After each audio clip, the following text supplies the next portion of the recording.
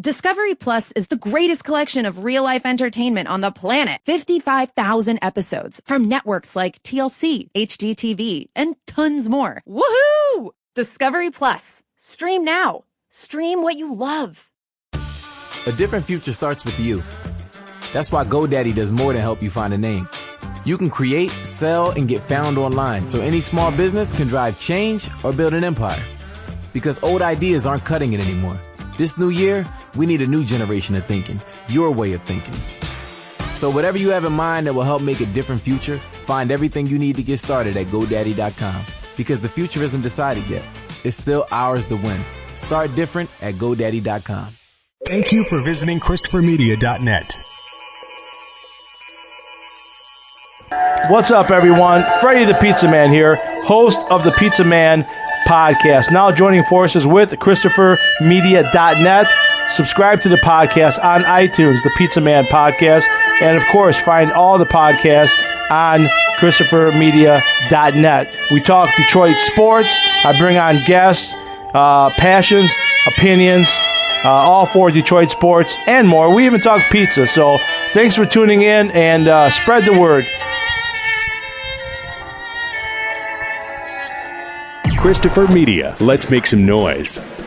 Welcome to Sporgy, the show that gives you half-ass sports fans giving their half-ass opinions. And now, here are your hosts. All right, welcome to Sporgy number 103. I'm Chris. I'm Rich. I'm the Iceman. And we're just to get this out of the way now. It's feeling like football. This may not be the show for you. In a little pre-show meeting, we realize most of the stuff's going to be football-centric this week. There's a baseball story in there, but just get that out of the way now. Yeah, I love this story because this is something that we've talked about before, and I believe it was Real Sports did an actual in-depth story and went to a game that was called by an umpire being relayed balls and strikes via an earpiece, and no one could tell the difference. So in other words, it's a story about electronic strike zones.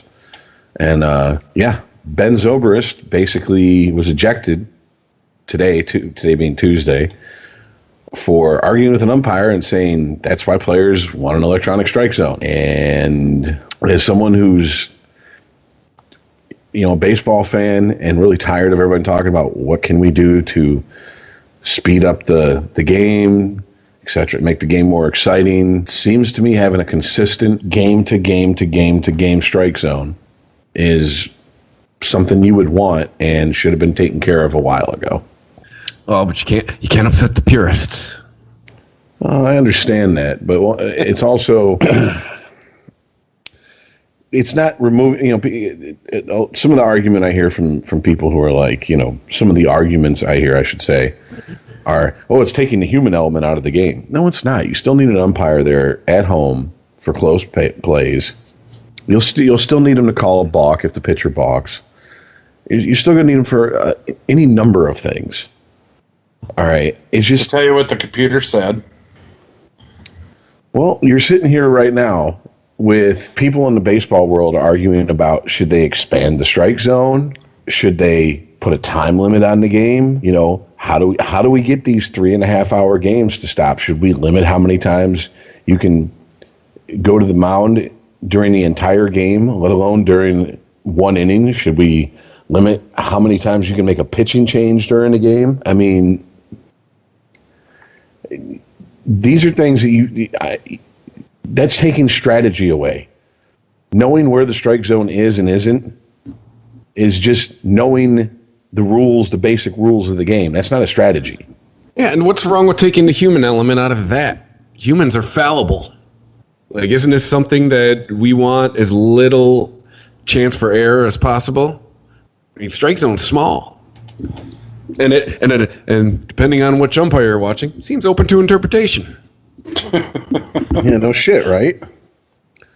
Yeah, I mean, it was taught to me that the strike zone started above the knee and ended below the letters. And then all of a sudden, I was told, no. Strike zone is from above the knee to your belt. And I'm like, okay, well, that just cut off quite a bit of the strike zone. And if that's literally what they're telling me in Little League. And I played for 3 years. So in 3 years, I was told two widely varying, different strike zones. What do you do? I mean, wouldn't it just be easier to say, this is the strike zone, especially at the pro level, because these guys make adjustments every day. This is their job. Baseball is a game of adjustments. All right? You don't think that if once that strike zone is hard and fast and it does not change, that they're not going to be able to, I mean, unless they're just assholes up there, they're going to know when they let a strike go by. There's not going to be any argument. There's not going to be the non-protest of stepping out of the box and all this bullshit. And, you know, you can say something to the ump, but don't look back at the ump and don't show the ump up, because then, you know, all hell breaks loose. Or, God forbid, a manager says something too loud from the dugout about the strike zone and the ump calling the strike zone, and the ump hears it, and all hell breaks loose. It's just, to me, it seems like it's a no-brainer. It makes a lot more sense than putting a runner on second base in extra innings. It makes a lot more sense than putting a time clock on the game. It makes a lot more sense than saying you can only have a pitching change X amount of times during a game. I mean, all that is changing the basic fundamentals of the game. Yeah. But I'll stop you when you're wrong. But it's I don't know, man. What's going to be the bridge too far with baseball? I mean, because you can already hear the slippery slope assholes out there. Well, if they make the electronic strike zone, what's next? Electronic bases? Well, yeah, that might actually help. Well, they've already admitted they're taking the human element out by having instant replay on whether something's a home run or not. All right, that's already started. So that can of worms has been opened already. Right, and let's just do holograms and be done with it. to be honest with, well, you got a lot of people in the metrics crowd who would be more than happy to play all the games on paper according to metrics, because you ask them, they can predict to you exactly how the outcome of the game is going to go. You know what everybody forgets, the human element. Bottom line, you know,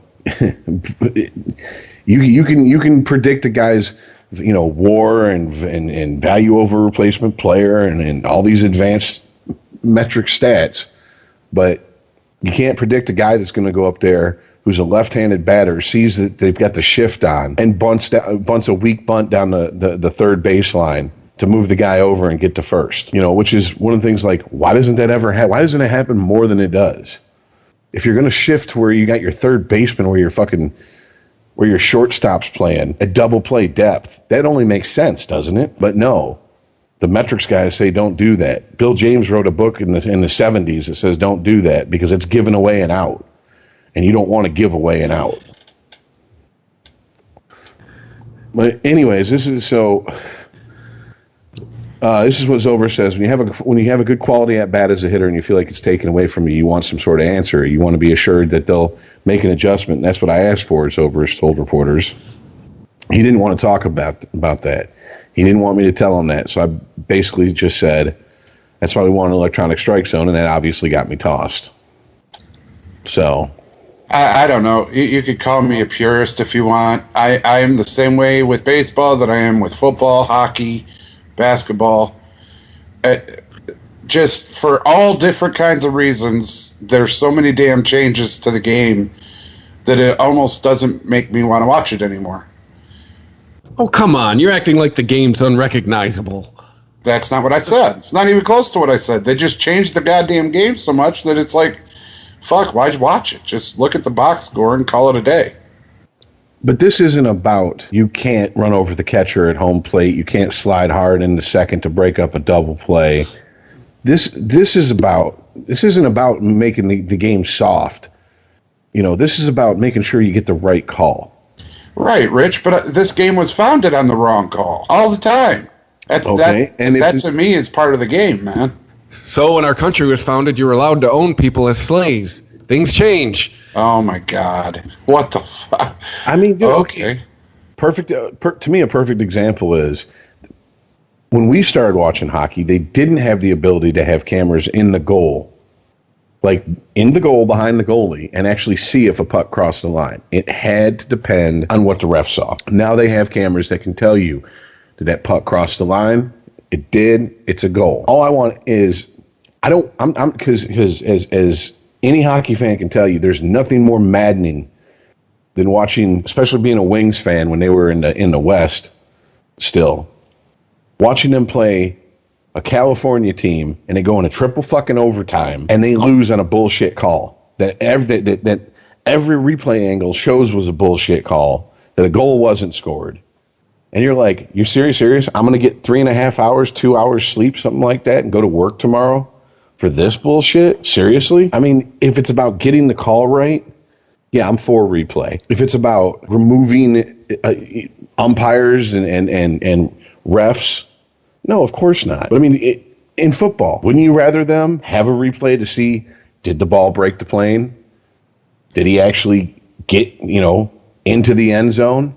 No, because then they'll start arguing about if it's a catch or not, and won't be able to decide if it's a catch or not, like they have.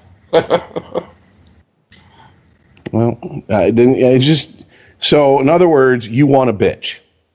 You want to cry, and you want to piss your panties when your team gets fucked over like they always do because they're the Lions. Nope. I like I said, you could call me a purist. I don't like the fact that they just keep changing the fucking sports. I don't.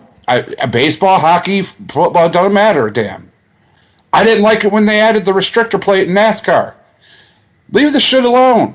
But once again, this isn't changing rules. This is making sure they get the right call. This isn't like, oh, you can't hit a guy like this anymore. He's a defenseless receiver. You can't touch him. He has to make a football play once he has possession. This isn't adding more bullshit to already convoluted rules. This is removing the bullshit. Yeah, it's improving the game, not changing it.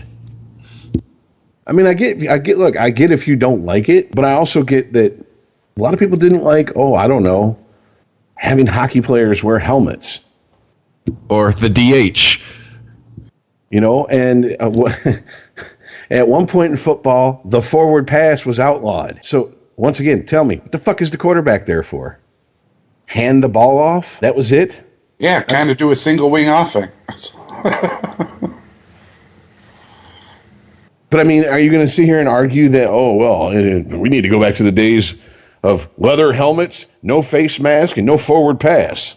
No, Rich, the game's going to evolve.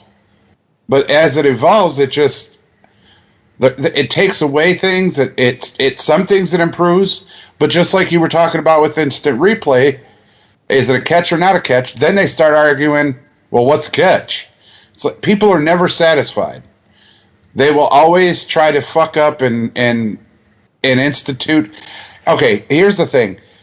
With the strike zone, with an automatic strike zone, yeah, it could be a good idea. But you start telling people, hey, that's a pretty good idea, and then they come in with more ideas, and more, and then it's like they want to be made to feel more important than they were. You know what I mean? I guess. I understand what you're saying. You're saying that eventually someone's going to come in with some bullshit that's going to completely destroy the integrity of the game and go, it's great just because it's new. And they're going to go, yeah, you're right. Yeah, well, we tried the electronic strike zone, that absolutely. I can see let's try this for a season. Oh, come on. Okay, but if it's a success, they're going to stick with it. If it's a clusterfuck, aka the glow puck, they're going to get rid of it. If it leads to empty stadiums and nobody watching, it won't be staying.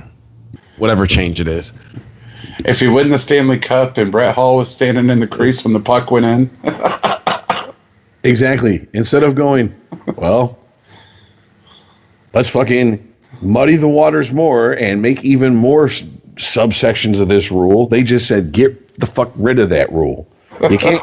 How about this? We're going to go back to, you can't kick the puck into the net. And even then you got assholes who will make a kicking motion when the puck's coming at them to try to redirect the puck, and then will sit there and go, what? It's crazy. It bounced off just hit my skate. What? Okay, Pele. You damn near fucking jumped up in the air and fucking kicked it while you were landing on your back on the ice. Get the fuck out of here. You're doing a bicycle kick in the fucking hockey ring. Get out of here. Exactly. Well, I mean, whether we like it or not, this is the way sports are going to end up going. It really is. And, I mean, who knows, man? Maybe in 30 years, what was that fucking Sega Genesis game where you had robots playing football? Mutant League. Was it Mutant League? I know there was one with mutants, but there was one with actual robots. And, like, you had to take them out and repair them after a big hit and shit like that. Football might turn into that at some point down the line because these players are just too precious. They're human beings. We can't have them hurting each other. Oh, is this where we roll into the Maryland talk? Yeah. Well, yeah, University of Maryland took responsibility, I believe it was today, for the death of Jordan McNair. A guy had heat stroke. The training staff, I'm using a technical term here, whiffed on his treatment. He ended up dying. And, yeah, so now we're going to take down the toxic culture of football. That seems to be the stuff that I've been hearing the most from this. It's not about the dead kid. No. I told you I'll read the sentences out. I'll use one of the buzzwords from nowadays. The sentence I found problematic in this article from NPR says the internal investigation is expected to include a comprehensive review of the coaching culture of the football team, including allegations that it is an environment based on fear, intimidation, abuse, and constant humiliation. Yeah, and that's exactly what they should find. They're investigating a football team. And here's the problem. Football had nothing to do with this kid's death. Yeah. He wasn't even playing. He wasn't practicing.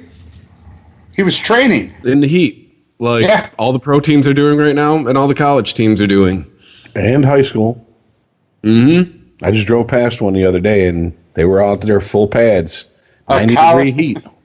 A college football team had their training staff and their paramedics not know how to handle a heat stroke. They just didn't know. They just, this isn't a baseball error. This isn't. Oh fuck yeah, my bad. I'll get it next time. I don't think they didn't know. I think maybe they just thought he was being. But I mean, he had a seizure though too. That's right. That's what I'm saying. And they didn't call. The story says they didn't call 911 till an hour after he seized, and he had a body temperature of 106. Bruh. I want to reiterate that ESPN is saying that. Nobody that was actually there is saying that. But if that turns out to be the truth, 106, bro. Well, if you have a body temperature of 106, you're sick. No. Ill. You're just running hot, Hoss. You could be out in the heat too long and get cooked. You have 106 temperature for 5 minutes. That's brain damage. Yeah, that's what I was going to say. Yeah, you're literally cooking your brain. That's what I'm saying. And their training staff and paramedics and whatnot didn't recognize this. And then when he finally collapsed and had the seizure, nothing. And they didn't take his temperature until later? Come on, man. Again, though, that's all stuff ESPN is saying, by the way, in the article that I've been reading. It's all stuff that ESPN is saying. Right, so... Not people who were there. If these facts turn out to be truth, bottom line, the kid wasn't playing the game. He was just training, and nobody recognized that he was getting heat exhaustion and then heat stroke, and then nobody knew what to do after he had it. Great. Well, look, if that does turn out to be the case, if it was incompetence on the training staff, the medical staff on hand at the time, that's on them. But if this turns into a witch hunt simply because a player died because he was training to play football, I mean, I hate to break the news to you. People die in training for the military. People die in training for sporting events all the time. People who don't have medical staff and training staff with them. Marathon runners drop dead of heart attacks training to run a marathon. Jim Fix. I mean, Maryland, by the way, Maryland maintains that no student athlete, trainer, or coach has reported a 5 p.m. seizure through the external interview. So Maryland's saying, that shit didn't happen. Yeah, and this is just my personal feeling on the report from ESPN. We've done this show for 103 episodes now. Yeah, and I can count at least half a dozen times we've been burned by ESPN stories and the claims they've made. Yep. So that's why I'm not sitting here arguing. Well, ESPN's reporting. That's nice. I'll wait till a couple other sources report it too, because we've been burned before. Well, what confuses me really about the whole thing is why the fuck did Maryland's president resign? Because that's what you have to do these days, man. Because that's our new society. The president of the university. Yeah. Yep. You probably didn't even know this kid. Got to get that pound of flesh, man. Like, and I'm not being, I'm not trying to be cavalier and whatever with saying that. That's just how it is. Something happens, and instantly the first thing that everyone thinks is, oh shit, can we be sued for this? Well, how do we distance ourselves from a possible lawsuit? Fire someone at the top. Later, you got to go. See, we did something about it immediately. We didn't have to wait for the NCAA. We didn't have to wait for parents. We didn't have to wait for lawyers to call. We did that of our own. I mean, it has nothing to do with sports, but it was funny because I was listening to today I was driving around and I was listening to NPR and they were talking about the whole 3D printer and the fact that you could 3D print guns. And what was amazing was all the most of this focus was on would these companies that make these 3D printers, could they be held responsible if someone printed a 3D gun, went out and committed a crime? Oh my God! And I'm like, isn't the bigger issue that like someone who wants to commit a terrorist act prints up a 3D gun made entirely of plastic, takes it onto a fucking plane, hijacks the plane, kills people on the plane? Shouldn't that be the bigger concern rather than somebody's going to get sued? But that's not how our society works at this point in time. And hey, when you can 3D print the bullets, I'll be worried.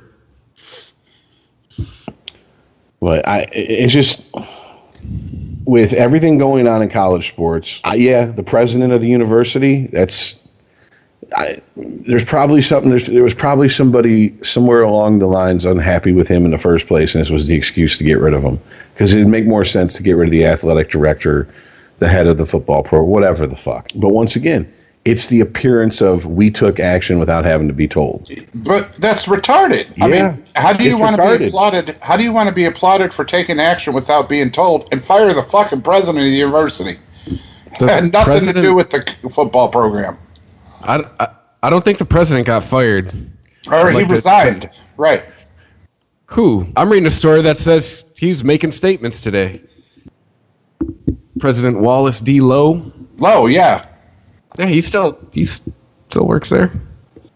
According to everything I'm reading, that's dated today. I thought he resigned. That they parted ways with the assistant athletic director. And then somebody else quit. But yeah, it wasn't the president. The coach is in administrative leave. All right. This is, as of 2 hours ago, University of Maryland accepts responsibility for football player's death. President Lowe admitted at a news conference Tuesday that the school's athletic training staff misdiagnosed the collapse of a 19-year-old football player, and their failures led to his death weeks later. Lowe said he apologized to Jordan McNair's parents in a private meeting Tuesday morning for the team's mishandling of their son's medical needs. I wanted them to hear it directly from me this morning. University accepts legal and moral responsibility for the mistakes that our training staff made on that fateful workout day on May the 29th, which of course led subsequently to the death on June 13th. University owes you an apology, etc., etc., etc.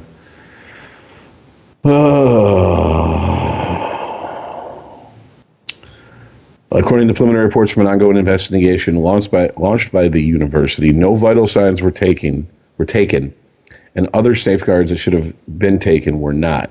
Athletic Director Damon Evans revealed that the athletic training staff failed to take McNair's temperature following a seizure and did not apply a cold water immersion treatment. Rick Court, who was reportedly leading McNair's final conditioning workout, resigned as the team's strength and conditioning coach on Monday. A day later, Court tweeted out a copy of the resignation letter he had submitted to school officials. And then he said, Jordan McNair's life and death are what we all must remember to put first as we face the future. What did we learn? How do we improve? What can we do to pay tribute to Jordan's life? The gravity of the situation has deeply impacted my perspective on the why I am coaching. Oh, you're a hero. Whatever, buddy. Unlike Lowe, he did not apologize or take blame for McNair's death. I intend to take this time to reflect and bring all that I've learned into new opportunities. Yahoo Sports reported that courts reached a $315,000 settlement with the university on Tuesday. There's a reporter that it's his pound of cash. It was 2/3 of what he was due for the remainder of his contract. There's no mitigation going forward. There's also a mutual release of all claims by the school and the court himself. Yep. Durkin, the coach, was placed on administrative leave on Saturday. Matt Canada is the interim coach. And then, of course, it goes into what you said, Chris. An external investigation, comprehensive review of the coaching culture of the football team, including allegations that it is an environment based on fear, intimidation, abuse, and constant humiliation. We will not tolerate any behavior from any employee within Maryland athletics that is detrimental to the mental or physical well-being of our student athletes. Oh, and get rid of your sports program.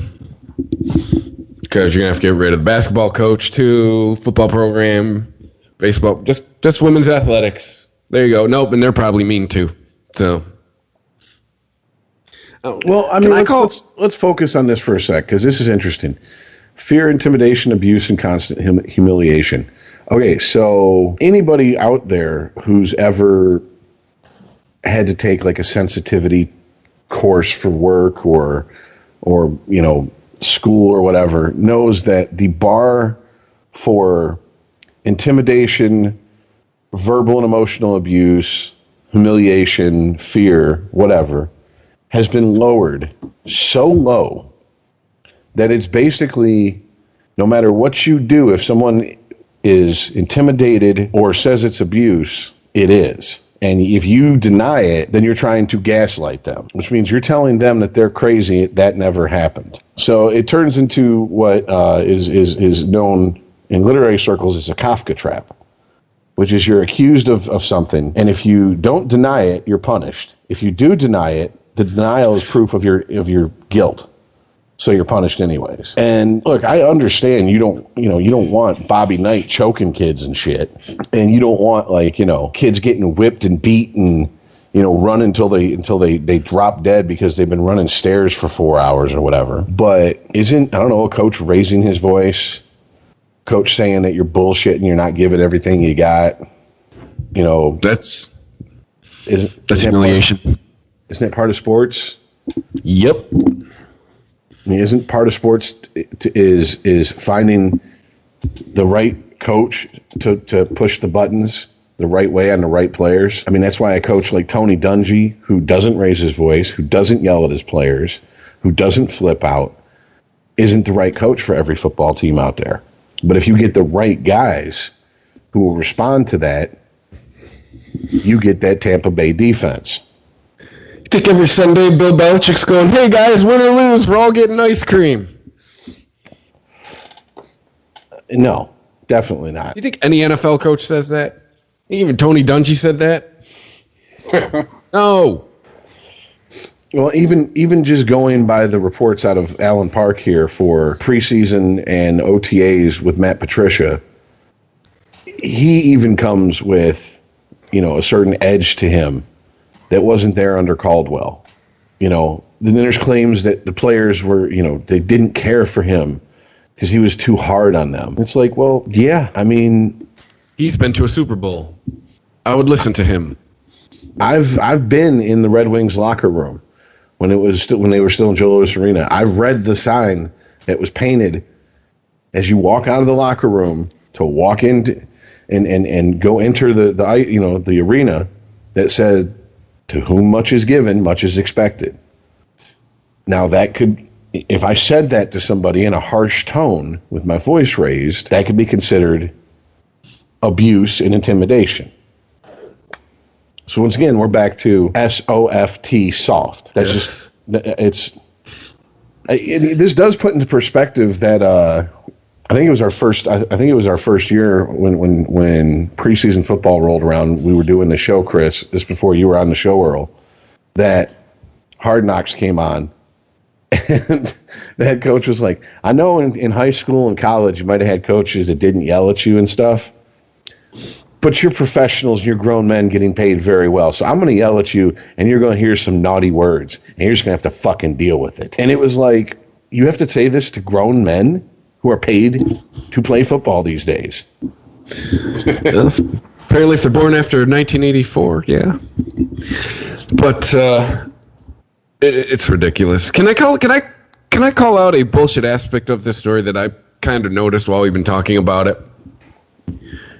And I'm not trying to diminish the guy. I would. Anyone can hear my voice right now. Please understand me. It's sad that this kid is dead. It seems like we're kind of losing the sight of the issue here. But I would like to point out, he died on June 13th. It is August 14th. It is 2 months later. And now it's a huge story. Why could that be? What happens in a week that we would want to make this a huge story? Beginning of college football season, maybe? Like, where was all this outrage, I don't know, July 13th or June 14th? Oh, that's a very good point. Mm-hmm. Like, he's been dead for 2 months, and now we care. A week before college football season. Wow, isn't that crazy? Well, there's that, and there's also the fact that if Maryland can't reach a settlement with McNair's family, they have legal options and routes they can go. Oh, they will be. The president admitted responsibility and took blame. There will be a settlement. Uh-huh. I'm sure there was 100 lawyers at Maryland when he's making that speech going, "No, don't admit blame." And I'm sure there was also another 100 lawyers who immediately had their paralegals call that family and say, "I want to represent you. I want to represent you," because that's a slam dunk. Yeah. I mean, that's like Ford stepping out and going, "Yeah, it's crazy. We put an unsafe car out there and we knew it. It's nuts." And at that point, every class action lawyer is just like, "Oh, thank you, God." Actually, didn't they get caught with that with the Pinot?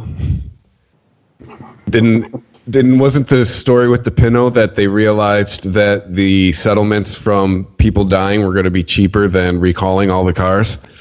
Oh yeah. That was a major plot point in the protagonist's job description in Fight Club, and that was based on how not just car companies but all major corporations run. What's cheaper? Do we just pay people off, or do we do a recall? Well, if it's just to pay people off, fuck it. So be it. Here you go. Here's some money. Have a nice one.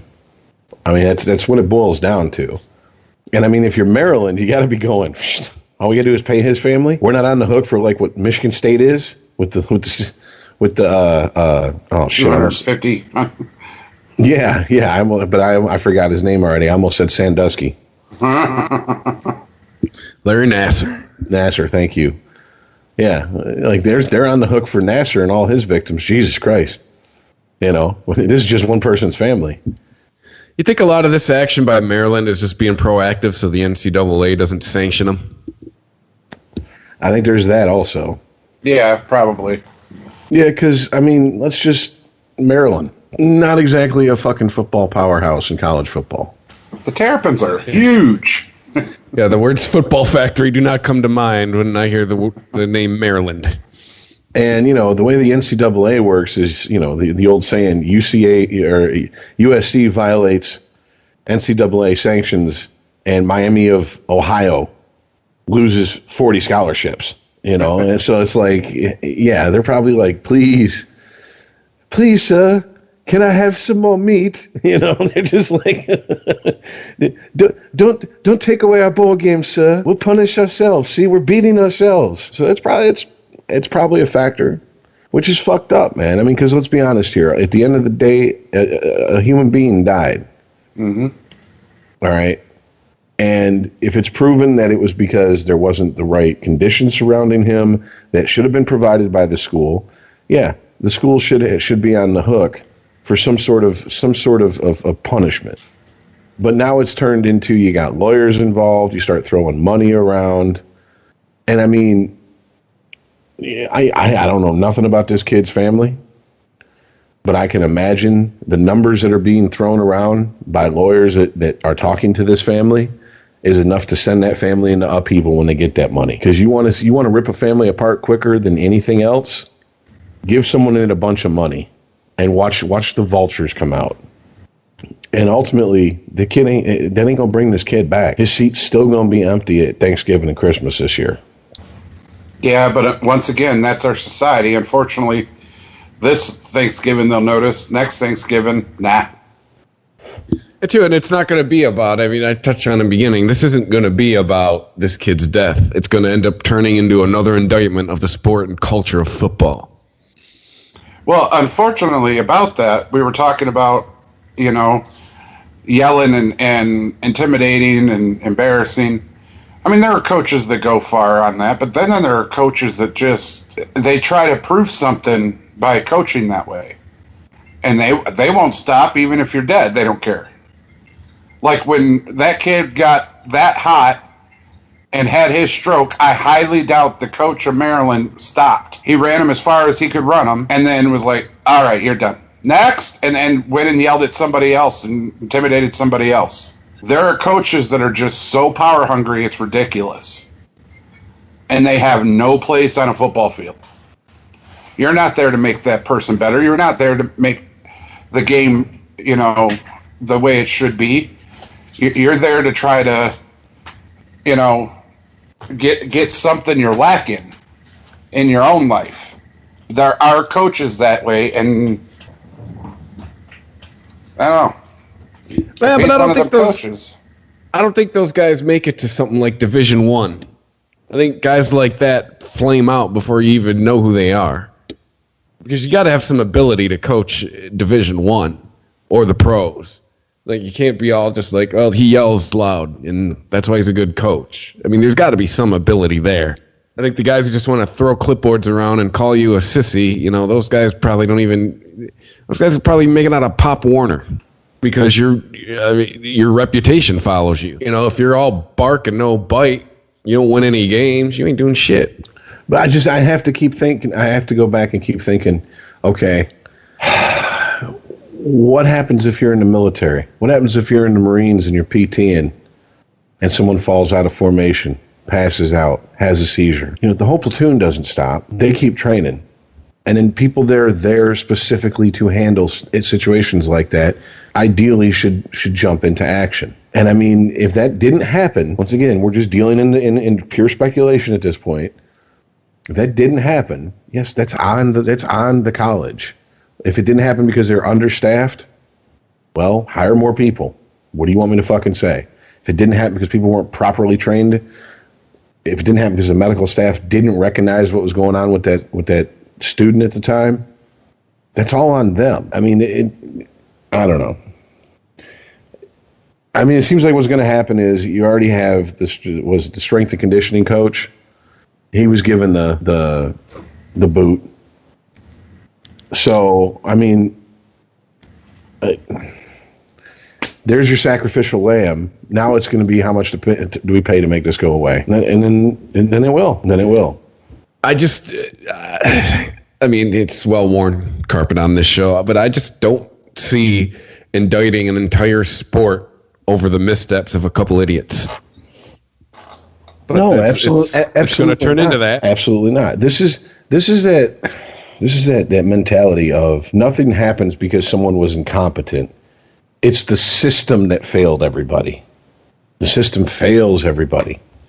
This is that attitude of people aren't incompetent, systems are. So we have to indict the system. And it's a way of passing the buck and skirting personal responsibility. And people are, whether or not they agree with it when they're in the crosshairs, a lot of people are more than happy to pass the buck. Mm-hmm. And go, hey, it wasn't me. It was this flawed system we have set up. It's the culture of sports we have in college football. That's the problem, not me. It's not that I didn't do my job. It's all these other bullshit reasons. And there's people that are waiting to jump on it. I guarantee you there's people that are going to jump on this story who have no interest in college football or professional football or high school football except to tear it down. I guarantee you. Here's the problem, though, and I'm speaking from personal experience. There are times, where you have coaches that are like, this place is describing, like, just full-on intimidated. There are times you have that. I've watched a coach personally throw a training staff off his field and say, he's fine. He's just being a bitch. And if that's the type of mentality and environment that Maryland carried, then that coach effectively killed that kid because he wasn't being a bitch. He had heat stroke. And see, to me, you don't even need to do all that. It's real simple. Is he being a bitch? Let the medical staff evaluate him. Let the trainers and the people who are trained to deal with this, and this is their job, go over, evaluate situation. If I'm the head coach, do your job. Rest of the team, we're going to continue doing what we're doing. If they come to me and go, kid had 106 temperature, kid had a seizure, well, he legit was fucked up. If they come to me and go, no, he's over there bullshitting because he don't want to put the work in. Too easy, Pry. Later, dude. Hope you got good enough grades to keep going to Maryland because your football scholarship's gone. See ya. Now, see, you're being rational. You're not like the coaches I'm talking about, Rich. There's coaches out there that don't even give the medical staff a chance. I watched. But you're projecting that onto this situation. You don't know if that's the case. Well, that's what they're calling it. So I'm saying it's a possibility. If that is the case, I will say this, Ice. If that is the case, that's not a coach, that's a sadist. That's a person looking to inflict pain on others for his own sick fucking pleasure, and he doesn't need to be in charge of other people. No, absolutely. Those type of people need to be rooted out. And if you want to do that shit for a living, then sign on the line that is dotted, join the military, and go be a professional killer for the government. But college athletics is not the place for you. Sorry. Don't know what to tell you. So, I mean, I'm totally with you on that. And if that's what this coach is like, it's just, look, I liked Bobby Knight's antics as much as anybody. The chucking the chair across the fucking, the gym, the passion to win, the no bullshit attitude with his players. But when I saw him start choking his own players during practice, I was like, dude, you buying too much into your own fucking press, dude. Mm-hmm. You're loving your own brand too much. Dude, you can't do that. First of all, it's not a life or death situation. I mean, if you were training for combat, maybe I could look the other way because, yeah, if you're a complete fuck up who doesn't listen to orders, you could get a lot of people killed through your incompetence and your hard-headedness. It's a fucking high school or college basketball and football game. It's not life or death. Get some perspective. And yeah, I agree with you. If he's like that, 2-1's pimping. Yeah, he's got to go. What'd they say in Top Gun when they buzzed the tower and Goose looked at fucking Maverick? You got that number for the truck driving school? Right. Go be a train conductor somewhere, motherfucker. Now, here's the thing. If he's not that type of coach, and he did give the training staff and medical staff, ample opportunity to check this cat out, and they didn't find that he was heat exhaustion and then heat stroke, and they didn't know the proper techniques and actions to take, the coach shouldn't be, fired. The coach shouldn't have to, take the rap for it. It's the fucking medical staff. Who hired them? The athletic director. But see, that once again, that goes back to what Chris is talking about, at least I think. I don't mean to put words in your mouth, Chris, but you can't just have someone who's incompetent in their job. It has to be a bigger overall reason. And if a medical staff is checking on a kid who's had a seizure, who had 106 temperature, and they said he was fine, I've had dick for medical training. I can administer CPR and I can save a drowning person.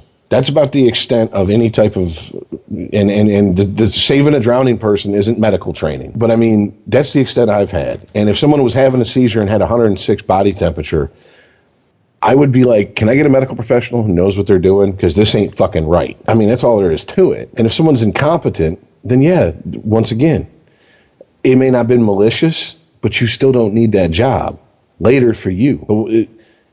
I agree with Chris. It's not going to turn into that. You're going to have people who are going to take this as an opportunity to jump on the, see, this is the mentality and the toxic culture and, toxic masculinity that falls around football.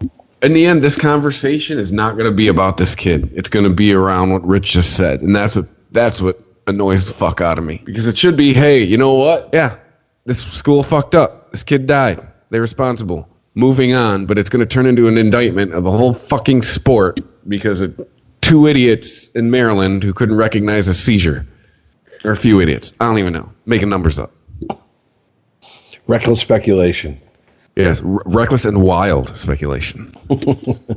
What did you say last week? We're on brand. Yes.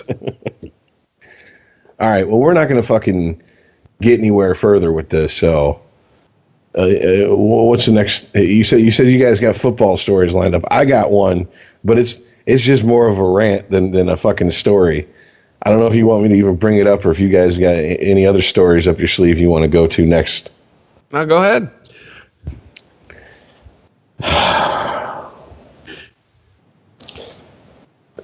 Jesus in khakis. Get comfy. What the fuck? It's your fourth season going in as head coach.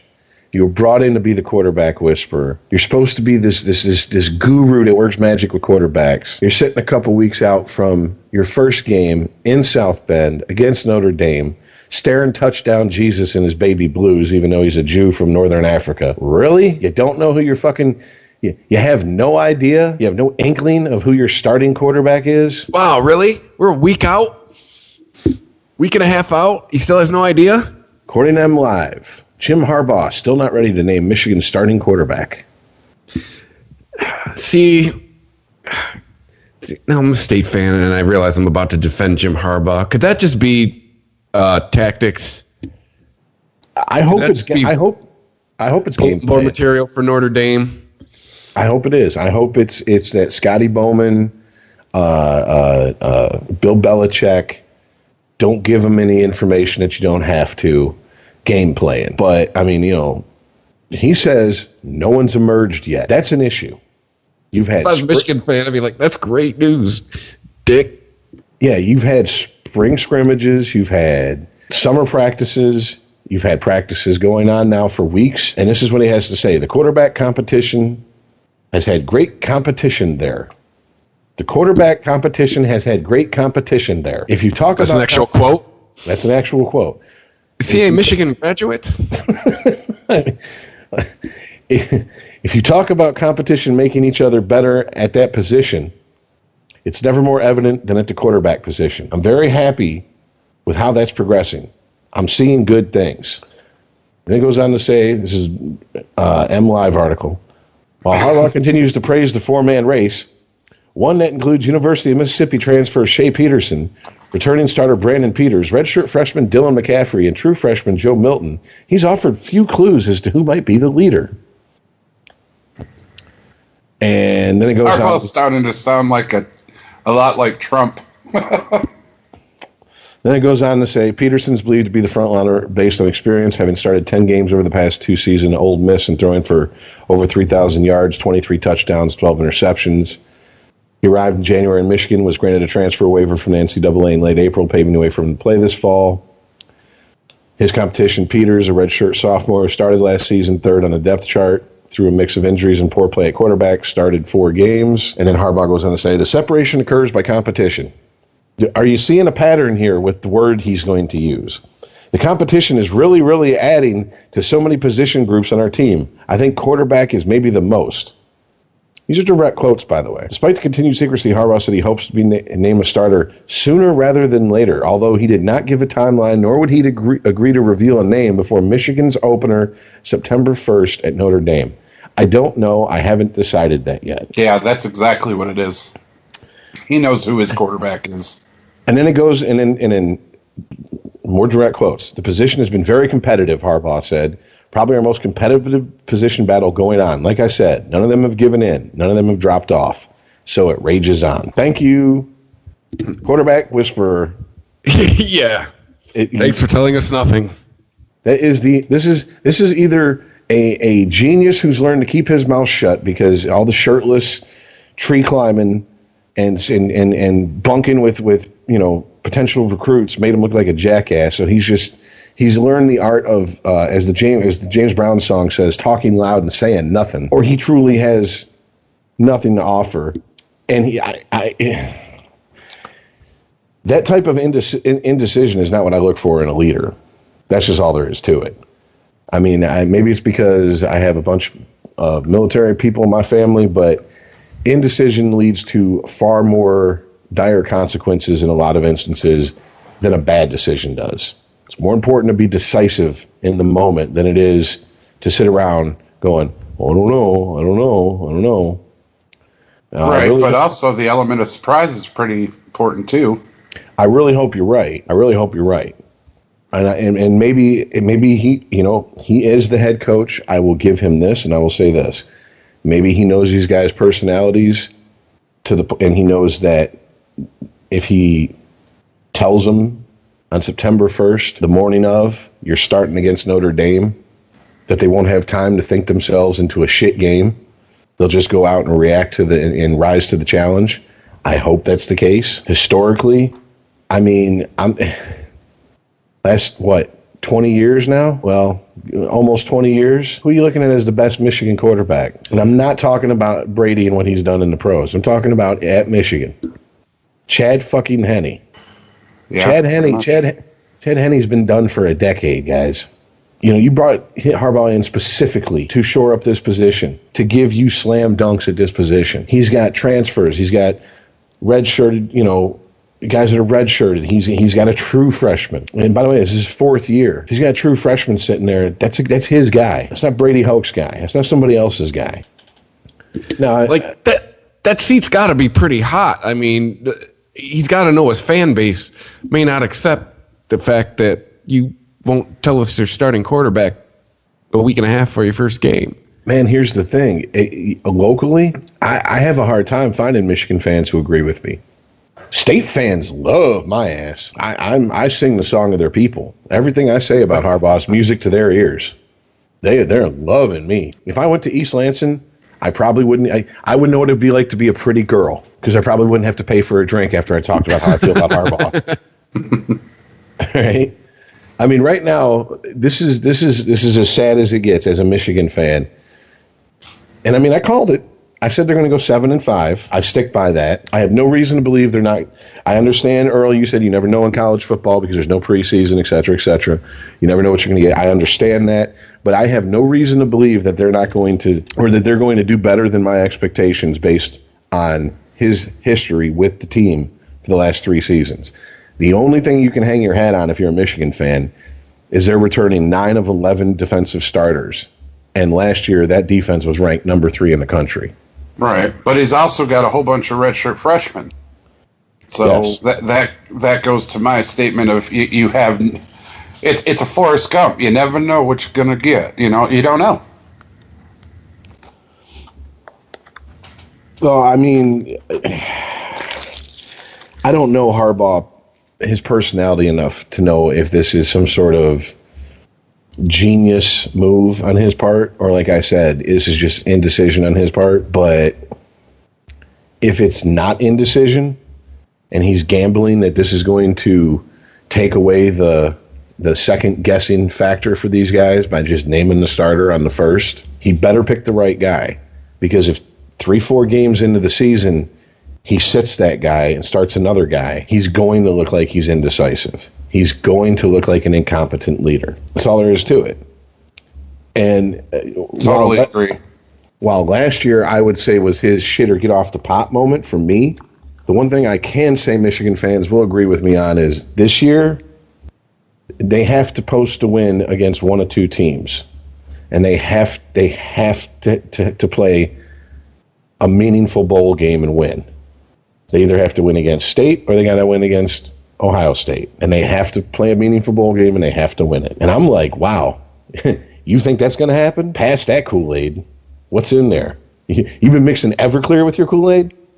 Because I just don't see it. But Hey, the Michigan faithful say I'm wrong. I hope I am. I really do. Nope. It won't be. Thanks. I'm glad my misery through this college football season is going to bring you so much joy. Well, State's gonna go 12-0, so it's gonna be a banner year. Unlike Earl last year, I will not hide from my bold prediction. I will trumpet it.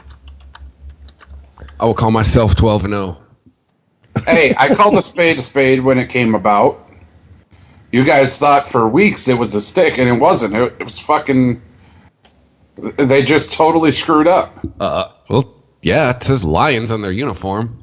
It's generally what happens. Man, that pissed me off so bad. That was the season, man. That fucking calendar, that schedule. Oh, God. Well, before we get into the pro stuff, just the update on the whole Ohio State clusterfuck.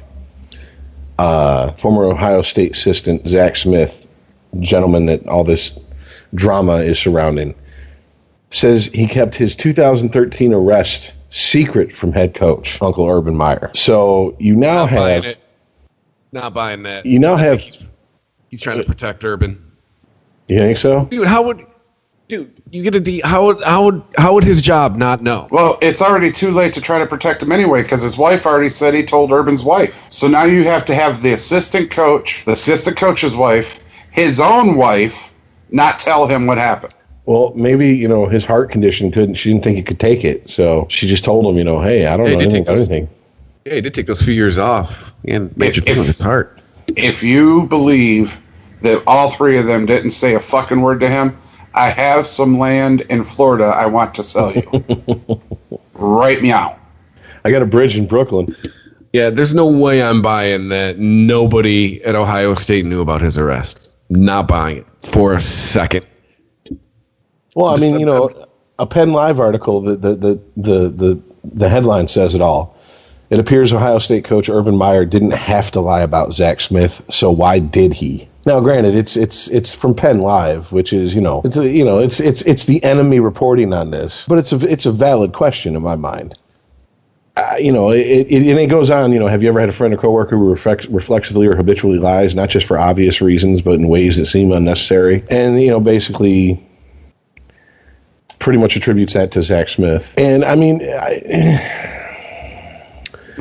I don't know. I don't see. I just with the first of all, we glossed over it, but this investigation will be done in 14 days because we're looking into it ourselves. Well, that's mighty Caucasian of you. Appreciate that. The investigation doesn't go on as long as it needs to. It goes on until you say it's done. And by the way, you're investigating yourself. Great, wonderful. The deeper and deeper this story goes, and the more and more it comes out, I just don't see how Meyer survives this. Well, I mean, I was saying last week I didn't think he'd be employed by the end of the week. We're here a week later. He's still got a job. Well, I mean, we know in Columbus, it's not like they got much else to hang their hat on. They're Columbus, that college football rules all. And I mean, if they just willy-nilly got rid of him, that's going to piss off a lot of the fucking Ohio State faithful. If they put up the perception that they're putting up a fight for him, but really are just laying back in the buckwheat until they have no choice but to cut him loose, they might be able to save some face with the fan base. Because I mean, at this point, you got to be thinking damage control if you're anybody involved in that decision at Ohio State. I would. If this was Harbaugh in this situation, well, first of all, this is Harbaugh in this situation, I'd been like, fire his ass. Hey, man, bye, later, everybody can go. What's Les Miles doing? That's how I'd have been. But, I mean, you have to worry about, okay, we can't piss off our fan base, but we also have to walk this fine line because we can't appear insensitive to these accusations, allegations, et cetera, et cetera. I mean, maybe Ohio State's game plan is to absolutely sit on their hands and do nothing until the NCAA forces them to, or the NCAA makes their mind up for them. I mean, what happens if they hand down a 2-year suspension? Well, yeah, but I could tell you the last thing they want to do is get rid of Urban Meyer. I don't think the NCAA gives a fuck at this point. Now the NCAA don't. I mean, if you really look at it, the Big Ten has made a lot of strides into thrusting itself into the college football national college football consciousness. But all the big players have had major issues in the last 5 years. Penn State, Ohio State, Michigan State. Michigan's even going through some bullshit with players selling those fucking limited edition Nike cleats, Jordan Nike cleats that they had. And there's the players were selling those, so, and we know how that goes with the NCAA. Players can't sell anything, even if it is theirs. God forbid, you made $1 off of college football and we didn't get our cut. Oh, it's like not paying taxes to Uncle Sugar. They're going to get their blood. They're going to squeeze that stone dry. Trust me.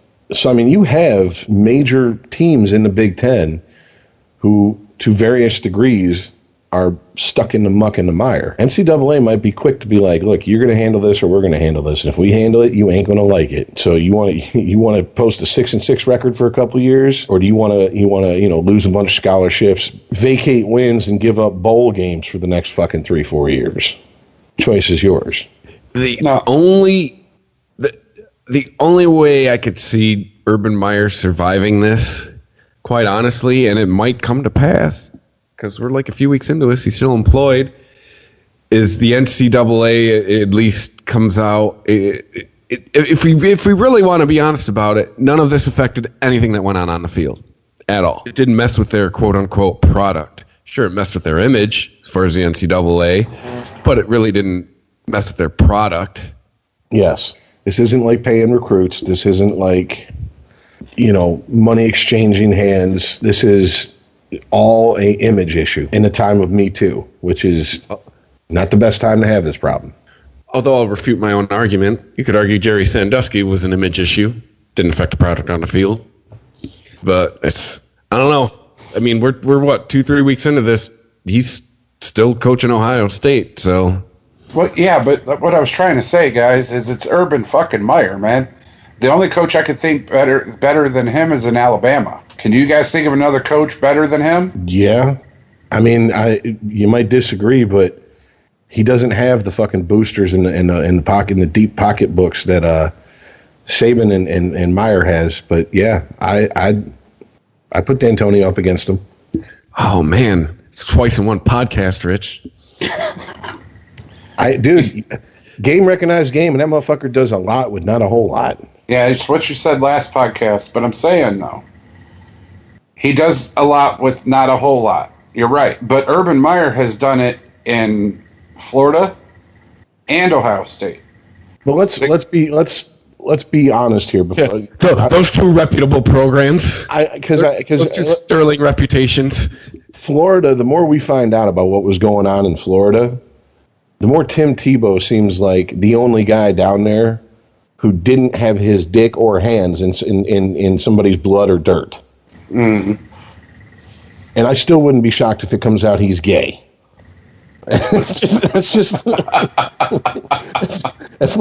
my wild prediction for Tim Tebow. He comes out he's gay, and everyone's like, oh, because why most of the I don't know about most of the country. Let's just say half the country might not care. You get some motherfuckers in the redneck Riviera in the Panhandle area of Florida. That would be an issue for them. Whereas I wouldn't give a shit. Be like, I don't give a fuck if he was skipping down the field as long as he was winning. Mm-hmm. That motherfucker could suck a dick at halftime on a 50-yard line. Did he win the game? That's all I care about. But did you die? I mean, it's. I don't give a shit about your personal life or where you stick your dick. But besides him, that was a fucking circus down there in Florida, and it was all happening on his watch. And now that we know that this goes back to when he was still in Florida, that this issue with Smith arose while he was in Florida, and he brought him north with him to Ohio State. To me, that kind of speaks to either you're loyal to a fault, or you really didn't. You're incapable of thinking things through to their logical conclusion. Well, you're mixing two things here: off the field and on the field. Off the field, okay, he sucks as a judge of character and he can't control people. On the field, he's a mastermind. Bill Belichick's the exact same way in New England. Off the field, you got Spygate, Deflategate, whatever gate. Your players are shooting and killing people, and it's what it is. On the field, they can't touch you. That player was from Florida? That player was from Florida with Tim Tebow. He didn't get to suck his dick. That's what it was.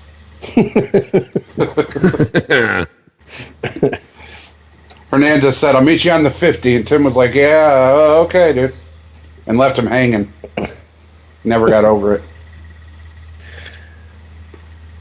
Well, I look, if he survives this, then the media has to give him this nickname. He has to be, his new nickname has to be Bulletproof. I mean, this.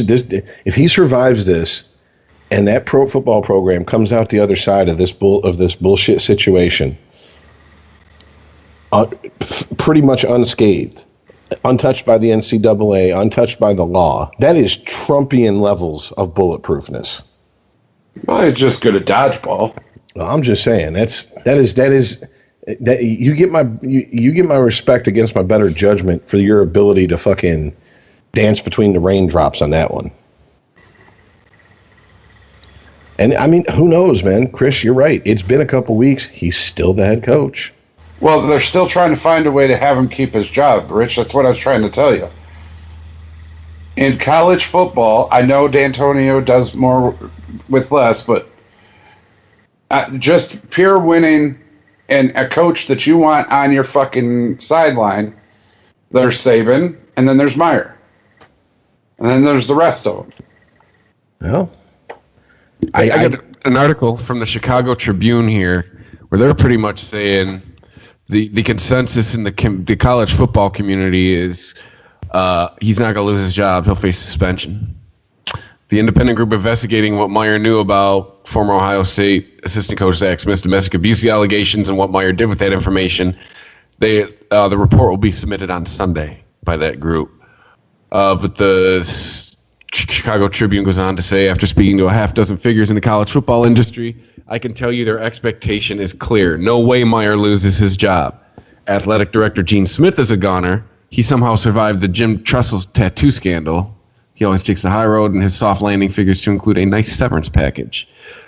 The debate is whether Meyer will get suspended. One athletic director asked, for what? Point being, he apparently did inform his athletic director of the 2015 incident in which Powell, Ohio police were called to Courtney Smith's home. Well, if the bar is set that low for him, and he's given that much of a pass, then yeah, fuck it. But I mean, I'm going to tell you this right now. He better never claim any moral high ground for the rest of his time in his coaching career, period. End of story. And if he does, and the national media doesn't slam his ass back to the ground with the force of 1,000 fucking suns, then they're a bunch of pussy-ass, bitch-made motherfucking hypocrites. End of story. There's nothing more to discuss. Because if this was a professional, if he was a coach in the NFL, he'd be gone already. Goodell would have made sure of it. End of story, period. I mean, what was the Giants kicker who got caught beating his wife? Josh Brown. Is it John Brown? It's something Brown, wasn't it? I can't remember. The point is that they separated themselves quick, fast, and in a fucking hurry from him. That entire organization. And if they hadn't have done that, Goodell would have come down on them. Well, yeah, but that's God himself.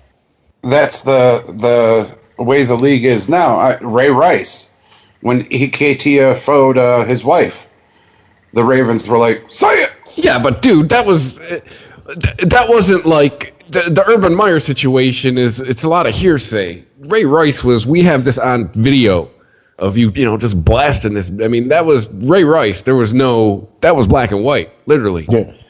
I watched that video and was like, oh, she didn't trip and fall. Yeah. She didn't run into a door jam. She's not clumsy. Yeah, there was no 14-day investigation with Ray Rice. It's pretty fucking cut and dry. Yeah, she got deboed. What you got on my 40, homie? Like, seriously. That's what happened. But I still stand by what I said. I don't give a fuck if it's the pros or if it's college. The media came down like they had never done anything shady themselves in their entire life on the entire NFL for that shit with Ray Rice. All right? And they were just sitting there sharpening with the whetstone, their knives, getting their knives and forks ready to just carve into the fucking Giants over that kicker in that situation. And the Giants just said, threw him to the wolves. He's not our problem. Giants said, what? It's a kicker, bitch. Please. He's gone. Yeah, the only person we give a shit less about is the long snapper. That's it. I mean, so that's what I'm saying. If he gets through this unscathed and then he tries at some point down the road, let's say later this season, let's say he gets his ass stomped by Michigan State. He tries to make some snarky remark about State and God damn, I got a brain fart tonight with it. The doctor. Jesus, how can I not remember his fucking name? Larry Nassar? Nassar, thank you. I keep wanting to say Nevins. I don't know why. But if he makes some snarky remark about State, that was the Malice Green cop. Yes, it was, wasn't it? That's why. He makes some snarky remark about that, then they need to fucking come down on him and be like, oh, really? Really? So that's where you draw the line? Your coaches can tee off on their old ladies like they're fucking punching bags and shit, and that's fine. But, you know, child abuse, child sexual abuse, that's where the line's drawn with you. What's good to know? Thank you, Uncle Urban. I mean, I don't know. Look, as a Michigan fan, there's no love lost for Ohio State. But this is just, to me, this whole situation is he should have been gone by now, period. End of story. And I would say that about Harbaugh. I would have said that about Bo. I'd have said that about Dungy. I'd have said that about Gruden. I'd have said that about any coach, head coach, manager of a team that I'm a fan of. You can't have this. You can't have one set of standards that you hold, quote unquote, lesser teams to and lesser coaches to, and one that you hold, the Hall of Fame coaches and the top tier teams to. Because when you have superstar rules, you have superstar coaches rules. I mean, and that's why I don't watch the NBA. That's why I can't watch the NBA, because it makes me sick. Because, you're LeBron? Oh, you're Steph Curry? Well, there's one set of rules for those guys, and there's another set of rules for the guys sitting on the bench most of the game. Bullshit. I mean, that's one of the reasons I have such a hard time, and I've made no bones about it on this podcast. Another one of the reasons I have such a hard time with watching regular season hockey, because slowly but surely, little Miss Sidney Crosby and his little group of fucking enablers have embedded into a whole generation of fans that there needs to be superstar rules in the NHL, just like there is in the NBA. And slowly but surely, it's coming to pass. So all I'm saying is I'm consistent. Where's their consistency? Ha! Well, like I said, 4 years ago when we started doing these podcasts to stop asking for consistency. I stick to the comparison between Meyer and Belichick, dude. Bill Belichick went out and got caught red-handed, flat out cheating with Spygate. Flat out. It's just, there's no two ways about it. And he still had his job. But come on. Dude, there was an allegation against Matt Patricia when he went to the Lions from way back when, before he even thought about the NFL. And there was questions if he was even going to make it to the fucking OTAs. Yeah, but Spygate and alleged sexual assault or Urban Meyer situation, completely different situations. Urban Meyer's situation is a lot different than Urban Meyer had to know that one of his assistant coaches had a scuffle with his wife. Yeah, that's not cheating. That's a whole different ball of wax there, Chief. You sure you want to use Bill Belichick as your yardstick? I mean, how do you judge it, man? This guy... Because the stuff Bill Belichick did, he couldn't get prosecuted in a court of law for. Bill... What? What did Urban Meyer do that he could get prosecuted for? If you knew about a crime and you don't tell the cops, you're kind of considered an accomplice or an accessory. That is prosecutable. We taped our team's practice we taped the other team's practice is not it's not a prosecutable offense in a court, sir. that we let some air out of the balls, which I believe they got apologized to for by ESPN at 1 a.m. You can't get taken to court over that. You can't get arrested for that. Well, look, I've made it crystal clear that I think fucking Belichick is a master of finding the loopholes and of bending the rules to, the breaking point, and just through pure fuckery. The rules don't. He lands on the side of an unbroken rule somehow, and he gets away with it. But even I said that Deflategate shit was bullshit. You had former quarterbacks, you had current quarterbacks. They all said yes. When that's part of playing a game at home. The equipment manager knows how you like your balls fucking filled. God, I can't believe we're back to that. Yeah, they do. Yeah, I know, right? We're back to that again. But ICEman, a better comparison for you might be Pete Carroll. Because Pete Carroll, straight up bribery. It's... it's all stupid, isn't it? There is this, and it's a very ugly fact of life, I think, in today's day and age. 20 years ago, they'd have fired this guy, and that'd have been the end of it. Yeah. That'd have been the end of it. They'd have fired that coach, have a nice one. He'd have sat out a season or two. He'd have caught on at some fucking bullshit lower-level school, and maybe 5-10 years from now, he'd end up coaching someplace like, Colorado University or some shit, UW, whatever. And no one would bring it up. That's not how shit is these days. It doesn't happen like that anymore. And I'm not making a judgment call on whether that's good or bad. I'm just stating the fact. And I'll make it. That's bad. Well, because I still think it should be that way. You penalize the person that did the bad thing, right? Whether it's a crime or cheated or whatever. You penalize that person. That goes back to what we were talking about earlier. It's no longer someone fucked up. They need to take personal responsibility and just stand there, look straight into the camera, look at the press, and go, I fucked up. I have no excuse. Now do what you need to do. Yeah, I've said that at nauseum on this podcast. I can't. When did it go to somebody fucked up? Somebody took that saying way too fucking far. One rotten egg spoils it for the whole bunch. They took that way too fucking far. I don't know. Maybe one day here we'll have you on Unregimented. We can talk about intersectionality, and that's why we're at the point we're at. But we've covered it on this show before, so there's really no point in getting into it because it's just the way shit is. And that's kind of fucked up in and of itself, man, because we can have the discussion, but here's the deal. And here's the reality of listening to a podcast versus listening to Fox Sports, someone on Fox Sports 1, NBC Sports, or ESPN.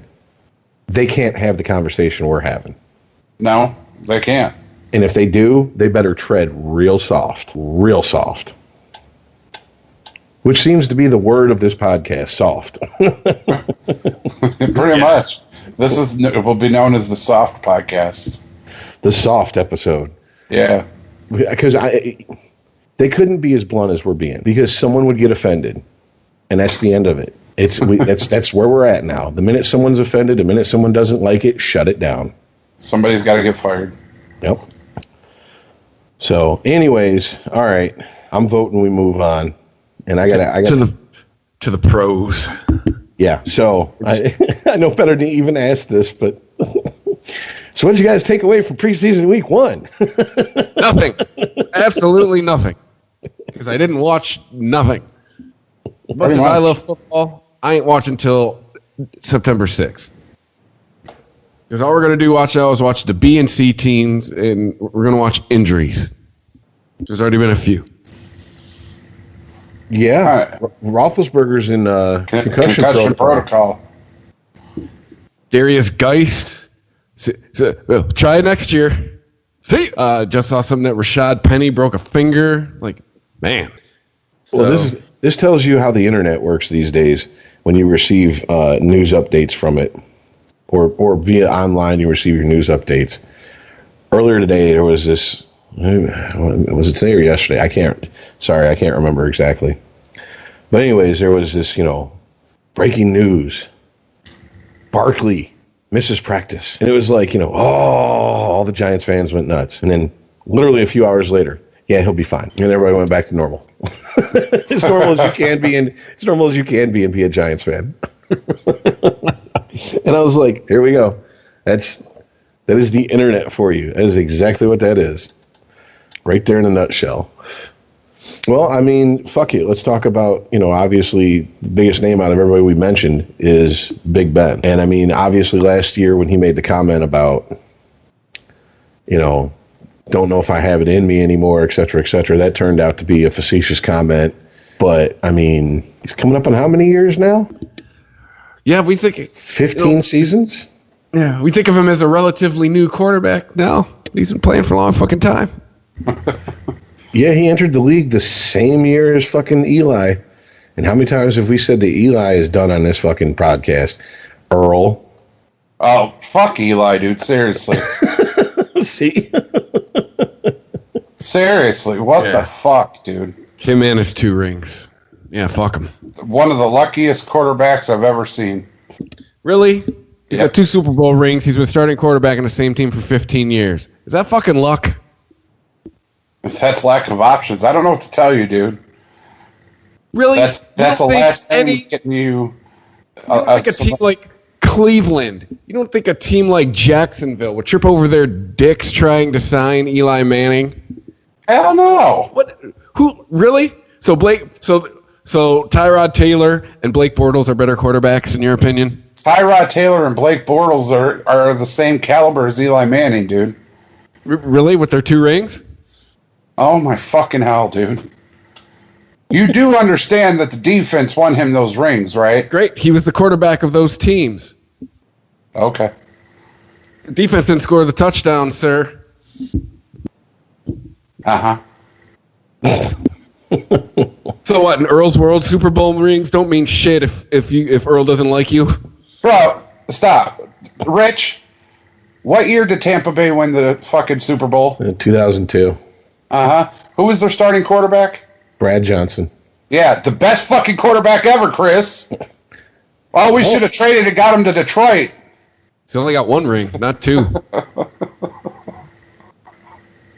I will say this. He also didn't have the same starting position for 15 years. I was going to say that, and I was going to say Brad Johnson on his best day, his biggest fan, except for maybe his mama. Everybody said he's a game manager. He's not out there winning you fucking games. He's not saying climb on my back, follow me. We're gonna do this. I said I can't remember if I said it on the show or pre-show, but when I watched 2007 America's game, the one thing I'll give Eli Manning is, and Strahan himself said this about the man, is that he's just not fazed by bullshit. Yes, I was gonna say. Dude, I was going to say the same thing. Like, you hear it at the beginning of every NFL season, but it's true. The man has ice water in his veins.